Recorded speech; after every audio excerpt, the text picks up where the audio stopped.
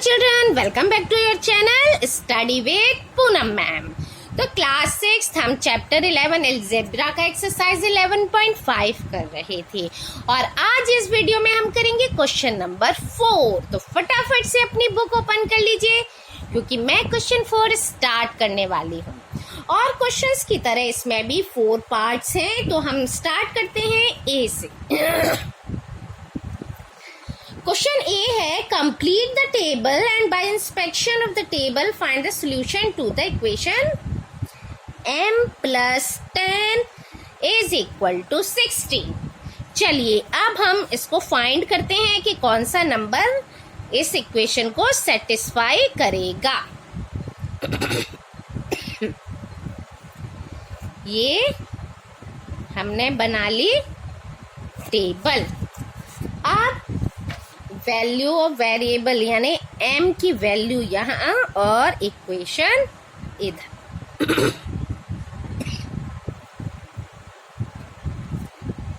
m की values लिख लेते हैं 1।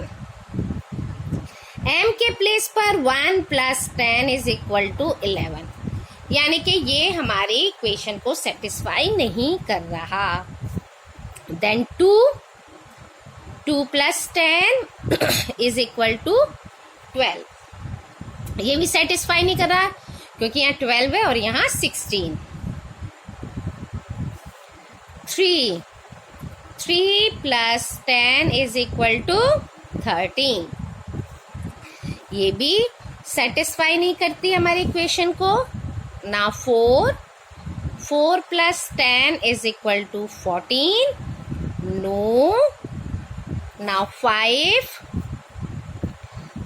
plus 10 is equal to 15. Now 6 plus 10 is equal to 16. ये हमारे इक्वेशन को सेटिस्फाई करता है। हमारा आंसर क्या होगा? 6, क्योंकि अभी और सॉल्व करने हैं। यहाँ 10 तक दिया हुआ है, हम सॉल्व कर लेते हैं। 7 plus 10 17,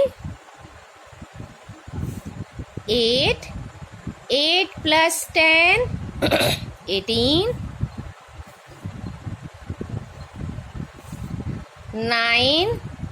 9 plus 10 19, 10 plus 10 20। क्लियर? तो हमारा आंसर हुआ therefore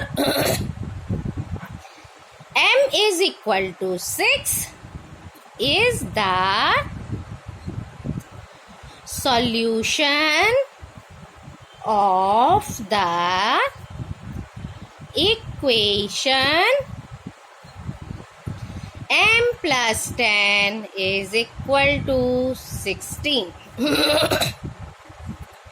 clear?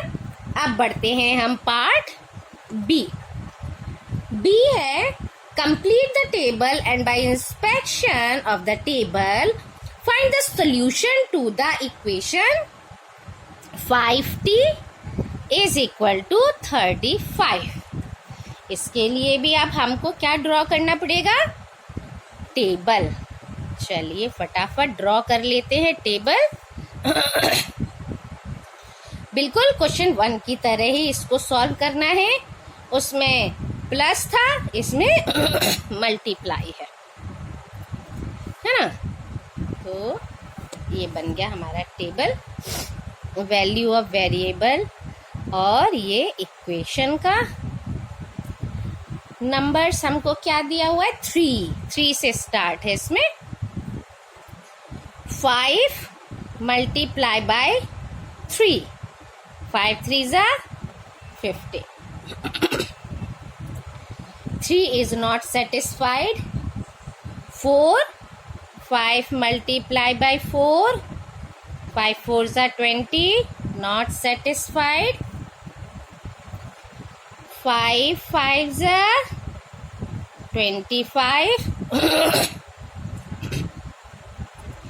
not satisfied। 6 5 6 are 30, ये भी not satisfied.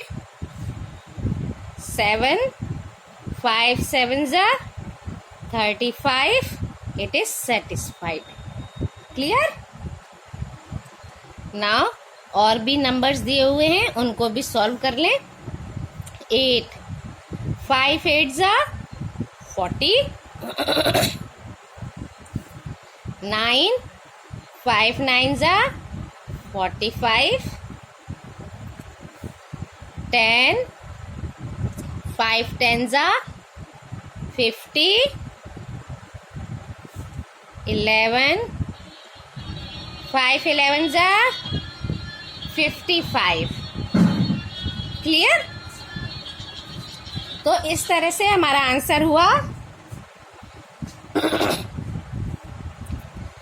t is equal to 7 is the solution of the equation 5t equal to 35. Okay. Now part C. C part, complete the table and find the solution of the equation z upon 3 is equal to 4 using the table. अब हमें table draw करनी पड़ेगी. Clear? चलिए तो draw कर लेते हैं हम टेबल. ओहो, ये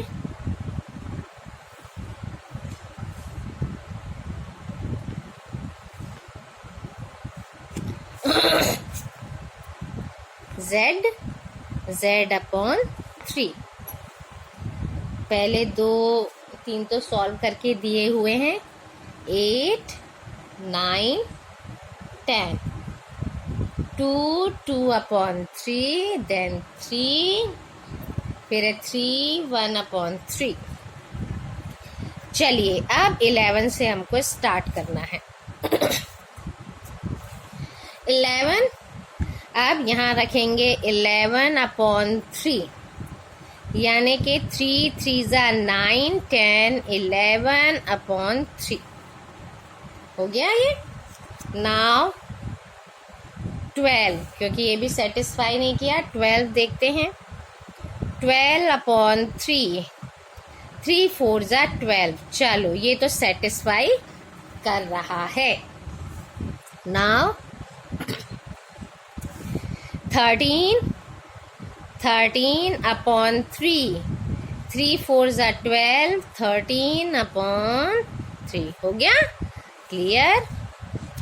नाउ 14 अपॉन 3, 3 4s are 12. 13 14 3.